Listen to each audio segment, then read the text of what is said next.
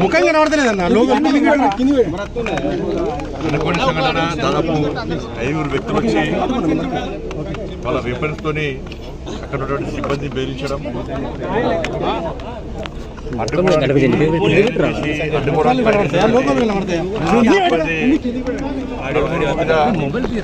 కాల్పులు జరపడం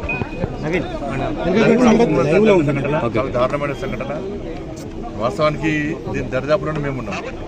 ఈ సంఘటన జరిగే 10 నిమిషాల ముందు ఇక్కడ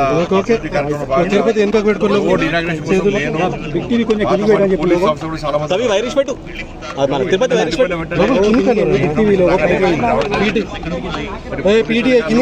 రకాలుగా ఉన్నారు.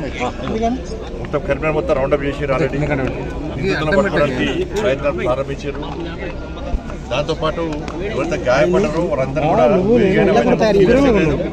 నలుగురు బాగానే ఉన్నారు. మెరుగైన వైద్యం కోసం వాళ్ళని వెంటనే హైదరాబాద్ షిఫ్ట్ చేయాలని చెప్పి నిర్ణయించడం జరిగింది. వాళ్ళందరూ కూడా మెరుగైన వైద్యం కోసం మాత్రమే హైదరాబాద్ తిరుపతి కాబట్టి పట్టుకుంటారని నమ్మకం, విశ్వాసం. మీడియా అందరూ కూడా దానికి సహకరించాలి. తప్పకుండా షాప్ కాలేజ్ చివరిలో ఉంది కాబట్టి వాళ్ళు టాస్క్ చేసి రిక్కి చేసి అందరూ కూడా కొంత యువకులా కనబడుతున్నారు. ఉన్నాయి కాల్పులు జరపడం కూడా దుర్మార్గమైన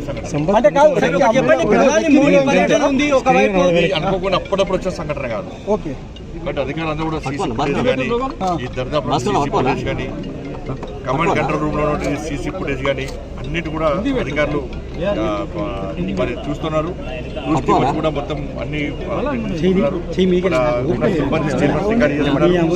వాళ్ళ సిబ్బంది స్టేట్మెంట్ ఆధారంగా నిందితులు పట్టుకోవడానికి తప్పకుండా పోలీసు సక్సెస్ అవుతారు. నిందితులు దొరుకుతారు కూడా. భాష కూడా తెలుగు, హిందీ 2 భాషలు ఒకరికి భుజం అనేది, ఇంకొకరికేమో కొంచెం చిన్న హెడ్ అయింది కాబట్టి ఇక్కడ నిర్లక్ష్యం చేయకుండా వెంటనే హైదరాబాద్ షిఫ్ట్ చేయాలని చెప్పి నిర్ణయించడం జరిగింది. సార్ ఎంత సొత్తు పోయింది సార్? ఎంత సొత్తు పోయిందని సొత్తు పోయింది ఇప్పుడు ఎంక్వైరీ చేస్తున్నారు.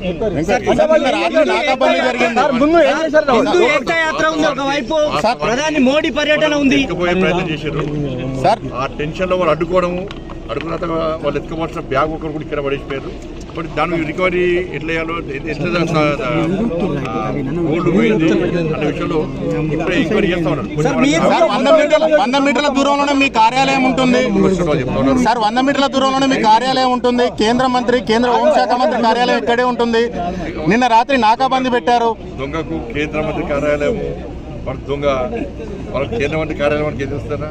వాడు కావాల్సింది చిట్ట చివరిలో ఉంది కాబట్టి కేబుల్ మస్తు టైట్ అవుతుంది కాదు. ప్లాన్ ప్రకారం వచ్చి చేసుకుంటారు.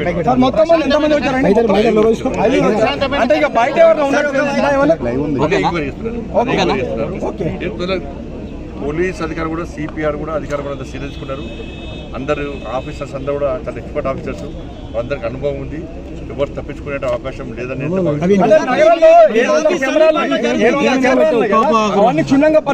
కమాండ్ కంట్రోల్ దగ్గర అందరు పోలీస్ అధికారులు అందరూ కూడా చెక్ చేస్తా ఉన్నారు. సార్ సిపి గారు ఏమన్నారు సార్ మీతో? పోలీస్ అధికారులకు అవకాశం సిపి ఏమన్నారు సార్?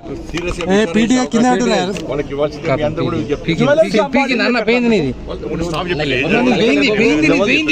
ఎందుకు కాల్పులు చేయాల్సి వచ్చింది?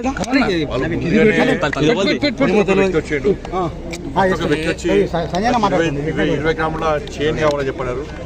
మనకు వాటర్ ఇచ్చి చైన్ పడుతున్న తరుణంలో బయట ఇద్దరు వచ్చారు. మాకు కూడా గోల్డ్ కావాలన్నప్పుడు మిగతా ఇద్దరు కూడా లోపల పోయారు. కూర్చునే టైంలోనే గోల్డ్ అని చూపెట్టుకున్న టైంలోనే ఇంకా ఇద్దరు వ్యక్తులు లోపల పోయి అందరికీ డౌన్ చేసి అందరికి మాస్క్ వాళ్ళతో తెచ్చుకున్న తాళం కట్టేసి వాళ్ళతో తెచ్చుకున్న ప్లాస్టర్ మొత్తం అంటేయడం, బ్యాండేజ్ మొత్తం అంటేయడం. దాని తర్వాత సేల్స్ మేనేజరు ఇంకో వ్యక్తి ఇద్దరు కూడా దీన్ని అడ్డుకునే ప్రయత్నం చేశారు. అడ్డుకునే ప్రయత్నం చేస్తున్న సందర్భంలో మా 5 వ్యక్తులు కూడా వీళ్ళది కాల్పడం, సేల్స్ మేనేజర్ మీద తల మీద కాల్పు జరపడం, మిగతా అందరి మీద భుజంగా కాల్పడం. నిజంగా వాళ్ళు చాలా డేర్ చేశారు. నేను ఆ వీడియో విషయాన్ని దానిలో ఉన్న సిబ్బంది చాలా డేర్ చేసి అడ్డుకునే ప్రయత్నం చేశారు.